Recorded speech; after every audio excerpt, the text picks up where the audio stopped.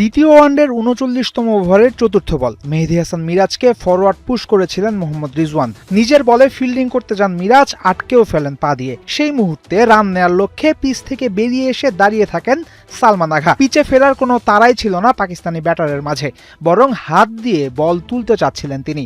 এই সুযোগে বল নিয়ে নন স্ট্রাইক প্রান্তের স্ট্যাম্প ভেঙে রান আউটের আবেদন করেন মিরাজ।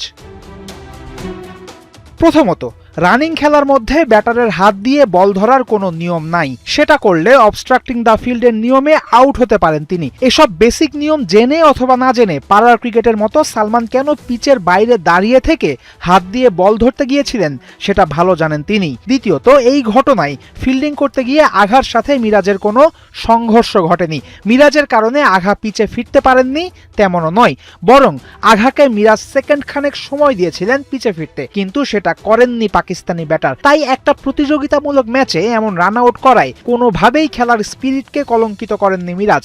সবকিছুই করেছেন নিয়মের ভেতর দারুণ বুদ্ধিমত্তায়।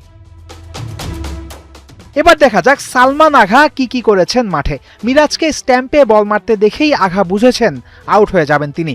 তখনই তাই রাগে দুঃখে গ্লাভস এবং হেলমেট মাটিতে ছুঁড়ে মারেন। বড় পর্দায় আউট ভেসে ওঠার পর বাংলাদেশি ফিল্ডারদের উদ্দেশ্য করে কটু কথা বলতে বলতে মাঠ ছাড়েন এই ব্যাটার। বাউন্ডারি লাইনের পাশে গিয়ে আবারও ছুঁড়ে মারেন নিজের হেলমেট। আউট হওয়ার হতাশায় যা করেছেন আগা তার সবই ক্রিকেটের নিয়মের পরিপন্থী। তাই ম্যাচ শেষে ম্যাচ রেফারির ঘরে গিয়ে জরিমানা গোনার জন্য প্রস্তুত থাকতে পারেন এই ক্রিকেটার।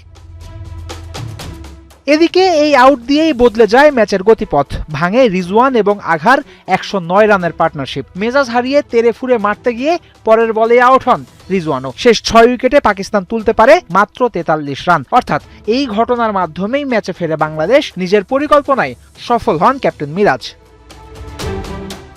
এমসিসির নিয়মের মাঝে থেকে বাংলাদেশ আঘাকে রান আউট করার পরও অবশ্য মানতে পারেননি পাকিস্তানি কমেন্টেটর রমিজ রাজা। ধারাভাষ্যে বারবার স্পিরিট অফ ক্রিকেটের কথা বলে মুখে ফেনা তুলতে থাকেন তিনি। ২০০৩ সালে মুলতান টেস্টে যখন মাটি থেকে বল কুড়িয়ে নিয়ে ক্যাচের আবেদন করে বাংলাদেশি ব্যাটারকে আউট করেছিলেন পাকিস্তানি কিপার রশিদ লতিফ, তখন অবশ্য পাকিস্তানের স্পোর্টসম্যানশিপ নিয়ে কোনো কথা বলেননি রাজা। তবে কি স্পোর্টসম্যানশিপ শুধু পাকিস্তান বিপদে পড়লেই কাজ করে? এমন প্রশ্ন কিন্তু রমিজ রাজাকে করা যেতেই পারে। ফয়সাল হাবিব, ৭১।